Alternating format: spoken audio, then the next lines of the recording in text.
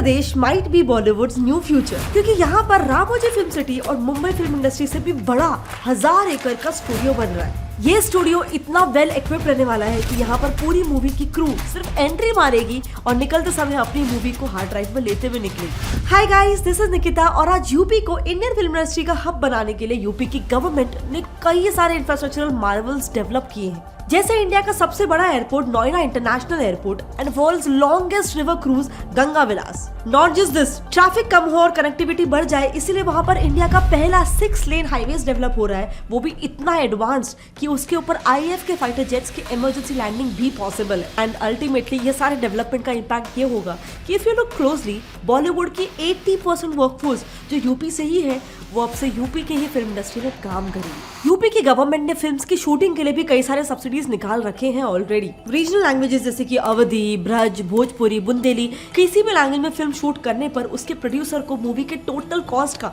50% subsidy में वापस मिल जाता है। वहीं अगर मूवी हिंदी में हो तो 25% सब्सिडी। इतना ही नहीं, अगर किसी भी फिल्म को आधा यूपी में शूट किया गया हो तो गवर्नमेंट उनको 1 करोड़ की सब्सिडी देती है। 2/3 शूट हुई तो उसे 2 करोड़ मिलते हैं। And you won't believe, but already काफी सारे बॉलीवुड मूवीज ने इनका फायदा उठा रखा है। गवर्नमेंट तो कास्टिंग पर भी सब्सिडीज दे रही है। जैसे समझो एक फिल्म में 5 से ज्यादा एक्टर्स यूपी से बिलोंग करते होंगे तो उस फिल्म प्रोड्यूसर को 25 लाख मिलते हैं, लेकिन अगर फिल्म का पूरा कास्ट यूपी का होगा तो 50 लाख की सब्सिडी मिलती है। ये आइडिया इतना स्मार्ट है क्योंकि इससे प्रोड्यूसर्स यूपी में ही यूपी के ही कास्ट को लेकर फिल्म बनाने के लिए एंकरेज होंगे।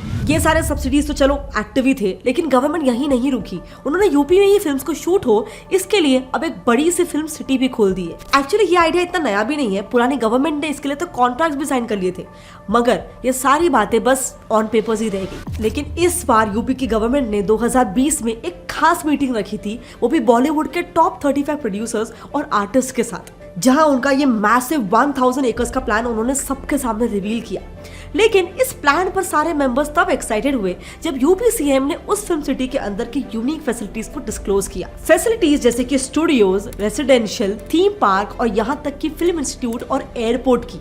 लेकिन ये भी कुछ नहीं, इस नई फिल्म सिटी में तो पोस्ट प्रोडक्शन के स्टूडियोज भी होंगे जो ये मेक श्योर करेंगे कि यहाँ शूट होने वाली फिल्म का कास्ट एक बार अंदर आने के बाद उनकी मूवी को हार्ड ड्राइव में लेकर ही वापस जाएगा। इस पूरे प्लान की लोकेशन को और ज्यादा कन्वीनियंट बनाने के लिए इसे ग्रेटर नोएडा में यमुना एक्सप्रेसवे के पास ही बिल्ड किया जा रहा है, जो दिल्ली से भी कुछ 60 किलोमीटर की दूरी पर है, जिससे फिल्म सिटी की कनेक्टिविटी काफी हद तक बढ़ जाएगी। सो बेसिकली यूपी के लोगों को एम्प्लॉयमेंट भी मिलेगा और स्टेट का डेवलपमेंट भी हो जाएगा। मेरे हिसाब से ये पूरा फिल्म सिटी का डेवलपमेंट का स्टेप यूपी के लिए एटलीस्ट काफी ज्यादा जरूरी था, क्योंकि वहां आज तक कोई भी खास डेवलपमेंट इतना हुआ नहीं था। मेडिकल कॉलेजेस का एग्जांपल ले लो, 1947 से 2016 तक पूरे उत्तर प्रदेश स्टेट में सिर्फ 12 ही मेडिकल कॉलेजेस खुले हैं। उसी के लेवल का वेस्ट बंगाल स्टेट को ही अगर देखें तो वहां पर 31 मेडिकल कॉलेजेस अभी तक खुल चुके हैं। यूपी इंडिया का सबसे पॉपुलेटेड स्टेट, यानी इतना वर्कफोर्स होने के बावजूद भी इंफ्रास्ट्रक्चरली हमेशा पीछे ही रहा है। 2017 तक तो स्टेट में सिर्फ 2 ही बड़े एक्सप्रेसवे थे, यमुना एक्सप्रेसवे और लखनऊ आगरा एक्सप्रेसवे, जिन्हें भी पूरी तरह से फंक्शनल होने में 10 साल का टाइम लग गया था। अभी की प्रेजेंट गवर्नमेंट ने यूपी में एक ऐसी स्ट्रैटेजी इंपोज की जिससे यूपी का पूरा काया पलट हो गया। लेकिन वो डिस्कस करने से पहले I would like to thank our partners for this video, skill link. Skill link India का one of the largest engineering e learning platforms है जो एकेडमिक और इंडस्ट्री के गैप को फिल करता है, specially for students. Skill Lync offer करता है PG programmes for engineering domains जैसे कि mechanical, electrical, civil, computer science etcetera, और साथ ही इमर्जिंग टेक्नोलॉजीज पर भी कोर्सेज ऑफर करता है जैसे कि data science, conversational AI, design engineering and many more. यहाँ पर प्रोजेक्ट बेस्ड लर्निंग पर फोकस किया जाता है जो कि इंडस्ट्री रिलेटेड होते हैं और आपके पोर्टफोलियो को और स्ट्रॉन्ग बनाते हैं। बेस्ट पार्ट ये है कि सारा का सारा teaching material industry experts prepare करते हैं जो आपको प्रैक्टिकल नॉलेज देते हैं। इस वक्त स्किल लिंक पर 25,000 प्लस एक्टिव लर्नर्स है जो कि इंडस्ट्री रेडी स्किल्स सीख रहे हैं। इसके अलावा स्किल लिंक आपको जॉब्स दिलाने में भी मदद करता है। इन्होंने 2000 प्लस जॉब ऑफर्स दिलाए हैं 300 प्लस रिक्रूटिंग कंपनीज में। सो अगर आपको भी अपने स्किल्स को अपग्रेड करना है और इंडस्ट्री रेडी होना है तो use the link in the description to get 15% exclusive discount and free career guidance session experts के साथ। Now let's come back to the topic and समझते हैं यूपी की स्ट्रैटेजी क्या थी। तो गवर्नमेंट जान चुकी थी कि स्टेट में अच्छी कनेक्टिविटी और इंफ्रास्ट्रक्चर के साथ साथ रीडेवलपमेंट ना होने की वजह से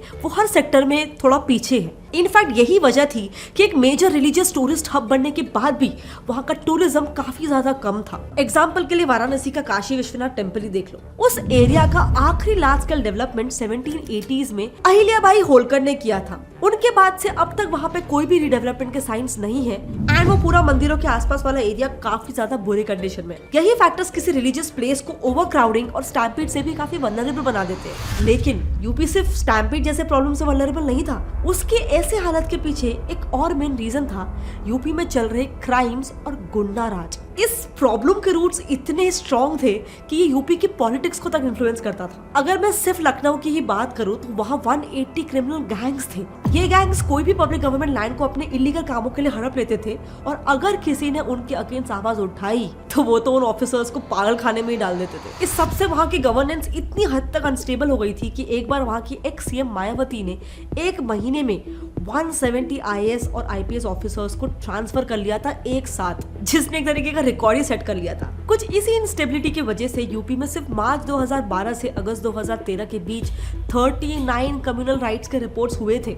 लेकिन कुछ सालों बाद सत्ता बदली, जिसके बाद यूपी की हिस्ट्री में टर्निंग पॉइंट आ गया। यूपी के ट्रांसफॉर्मेशन के लिए नए सीएम योगी जी ने सबसे पहले एक anti land mafia task force setup किया। इसका मेन मोटो था इलीगली ऑक्यूपाइड लैंड्स पर किए गए कंस्ट्रक्शन को डिस्ट्रॉय कर देना और इसके साथ उन सारे कंस्ट्रक्शन को भी तोड़ना जो रिलीजन के नाम पर पब्लिक प्लेसेस को एंक्रोच करके बनाया गया था। प्लस आगे से भी कोई लैंड माफिया ऐसी हरकतें ना करे, इसके लिए यूपी सीएम ने स्ट्रिक्ट एक्शन लेने का ऑर्डर दिया है। जैसे कानपुर में जब 3 लैंड ग्रैबर्स ने पुलिस की शूटिंग रेंज के लैंड को ही एंक्रोच कर लिया, तब वहां की पुलिस ने उन्हें डिस्ट्रिक्ट से 6 महीनों के लिए तड़ी पार कर दिया था, यानी देश निकाला टाइप का। ये टास्क फोर्स इतनी इफेक्टिव है कि 2021 तक ही 67,000 फ्रिकिंग एकड़ का लैंड फ्री हो गया है। इसके अलावा यूपी की गवर्नमेंट ने एस्टैब्लिश किया है एंटी रोमियो स्क्वाड, जिसका मोटो है लड़कियों को सेफ फील करवाना। एंड अगेन बिलीव इट और नॉट, लेकिन इसके आते ही यूपी में रेप केसेस ड्रास्टिकली चेंज हुए हैं। सो कहीं ना कहीं आज इन्हीं सब एक्शंस की वजह से यूपी के लॉज का काया पलट हो चुका है। यूपी के जो ऑफिसर्स पहले कुछ कहने से भी डरते थे, उन्होंने 2017 से 2022 तक टोटल 168 गैंगस्टर्स का एनकाउंटर किया है। इसके अलावा एक और बहुत ही इंपॉर्टेंट स्टेप ये था कि जितने भी गैंगस्टर्स जेल में ऑलरेडी बंद थे, उन्हें कोई दूसरे दूर के जेल में शिफ्ट किया गया ताकि वो किसी के भी साथ अपने एरिया वालों के साथ कॉन्टैक्ट में नहीं आ सके। ये सब के बाद तो योगी जी का ये तक कहना है कि यूपी में अब एक भी गैंगस्टर नहीं बचा है, लेकिन वो आगे मालूम पड़ेगा। अब रही बात यूपी को एक कल्चरल रिलीजियस टूरिज्म प्लेस बनाने के लिए, तो योगी जी ने रिलीजियस प्लेसेस को रीडेवलप करने का भी रास्ता चुना है। इसके लिए उन्होंने काशी विश्वनाथ कॉरिडोर को डेवलप करने के साथ साथ 60 से ज्यादा मंदिरों को रेनोवेशन भी किया है। एंड ये सब के रिजल्ट उनका डेटा ही बताता है। आखिरी 5 सालों में वाराणसी के टूरिस्ट 10 टाइम्स ज्यादा बढ़ चुके हैं। एंड एक और बात बहुत इंटरेस्टिंग है कि यूपी की गवर्नमेंट टूरिज्म बढ़ाने के साथ साथ कल्चरली इंपॉर्टेंट मूर्तियों को भी वापस लाने में कामयाब रही है। जैसे 100 साल पुरानी मां अन्नपूर्णा आइडल और 2 अष्टधातु आइडल्स भी यूपी में वापस आ चुकी है। ऑल्सो ऑफ कोर्स टूरिज्म बढ़ाने के लिए सिर्फ मंदिरों की रिडेवलपमेंट ही काफी नहीं है, एक डेवलप्ड इंफ्रास्ट्रक्चर भी चाहिए। इसीलिए गवर्नमेंट करंटली हाईवेज बनाने में भी 6 गुना ज्यादा पैसे डाल रही है। जहाँ 2014 तक यूपी में कुछ सिर्फ 48 रोड प्रोजेक्ट्स थे, आज 468 टोटल रोड प्रोजेक्ट्स बन रहे हैं। इन्हीं प्रोजेक्ट्स में से एक है पूर्वांचल एक्सप्रेसवे, जो इतना वेल डिजाइंड है कि यहाँ IAF की फाइटर जेट्स तक लैंड हो सकते हैं। एयरपोर्ट्स भी जहां 2014 तक सिर्फ 2 ही एयरपोर्ट्स थे, आज यूपी में 18 एयरपोर्ट्स बनने वाले हैं। इसमें से भी 7 तो ऑलरेडी फंक्शनल है। इन्हीं एयरपोर्ट्स में से एक होने वाला है जवाहर इंटरनेशनल एयरपोर्ट, जो 2024 तक इंडिया का सबसे लार्जेस्ट एयरपोर्ट होगा। यही एयरपोर्ट उसी फिल्म सिटी के पास बन रहा है, जिससे अब वहाँ की कनेक्टिविटी और ज्यादा अच्छी हो सकती है। आज यूपी के इसी बढ़ते ग्रोथ और डेवलपमेंट की वजह से यूपी कई सारे डोमेस्टिक और इंटरनेशनल इन्वेस्टर्स की नजरों में है। जिस यूपी को एक टाइम पे पिछड़ा हुआ समझा जाता था, आज वहीं पे बहुत सारा FDI भी आ रहा है। इंडिया के सबसे रिचेस्ट पर्सन मुकेश अंबानी ने तो ये ओपन मीडिया में अनाउंस किया है कि वो अगले 4 सालों में 75,000 करोड़ इन्वेस्ट करने वाले हैं सिर्फ यूपी में। यूपी का ग्रोथ आगे भी ऐसे ही चलता रहे, इसीलिए सीएम योगी जी ने अपने स्टेट का इकोनॉमिक गोल $1 ट्रिलियन रखा है। इसी गोल को एग्जीक्यूट करने के लिए उन्होंने अलग अलग मिनिस्टर्स को दूसरे देशों में भेजकर यूपी को रिप्रेजेंट करने का भी काम सौंपा है। जैसे डेप्यूटी सीएम केशव प्रसाद, जो फ्रांस और नेदरलैंड्स का टूर करके आए हैं, और मिनिस्टर सुरेश खन्ना, जो USA और UK में यूपी के डेवलपमेंट को डिस्कस करके आए हैं। लेकिन नॉर्थ इंडिया के ही ग्रोथ को लेकर एक और बहुत ही मेजर रीजन है IAS ऑफिसर्स। आज के तारीख में यूपी और बिहार में सबसे ज्यादा IAS ऑफिसर्स है। लेकिन एक मिनट, क्या यही वो स्टेट्स नहीं है जहां से अक्सर ऐसे सारे चीटिंग के बहुत सारे वीडियोस वायरल होते रहते हैं?